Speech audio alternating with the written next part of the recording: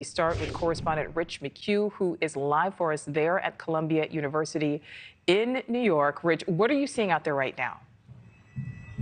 Hi, Nichole. So once again, week 3 here, protests are growing right outside the main Columbia gates where we're situated at 116th and Broadway.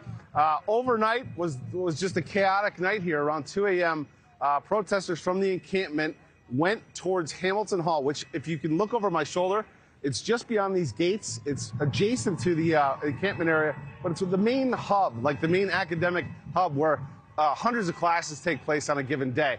They took that over at 2 in the morning, smashing through the glass. We have much of this documented on video. Students who were there said they were not sure that they were safe. There were some students who were trying to prevent them from getting in and were successful for a while, but apparently they picked those students up, pulled them away, and then gained access. They've remained in there. It's unclear how many there are, but they've remained in there for the last, I guess, 12 hours. We've heard dozens. We've also heard stories of that they're kind of feeding them supplies with a rope into the second floor. The police have told us this morning that they have not been asked to take any action by Columbia.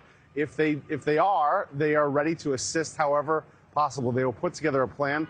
Columbia is closed, basically, like all the security is closed here. Like you can't get in any of the doorways. They've canceled media access.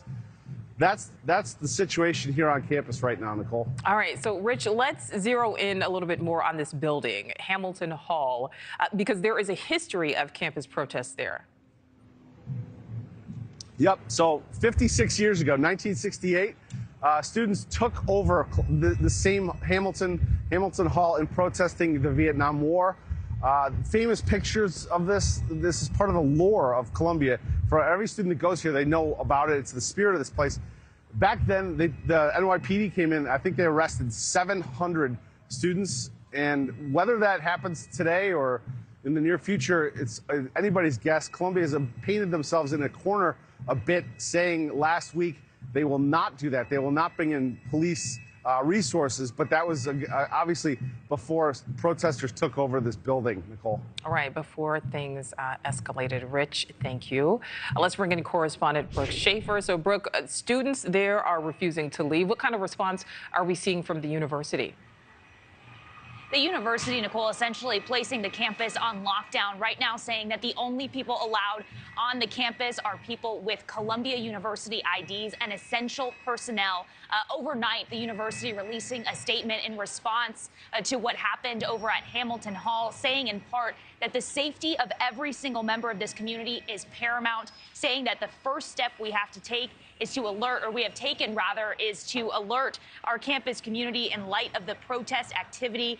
We have asked members of the university community who can avoid coming to the Morningside campus to do so. Again, right now, only letting people on campus who have a university ID or who are essential personnel. As Rich mentioned, typically between the hours of 2 and 4, media is allowed on campus. Today, the university announcing that media access has been suspended to campus as well for safety reasons. We know university officials are speaking with some of these protesters and really urging them to end the encampment by May 15th. That is commencement. Those talks continuing today, but behind me you can see these protests don't really seem to be winding down at all. Nichole? Yeah, they certainly do not. All right, Brooke Schaefer, thank you. Thank you for watching. Go to newsnationnow.com to find News Nation on your television provider. And don't forget to click the red subscribe button below to get more of News Nation's fact-driven, unbiased coverage.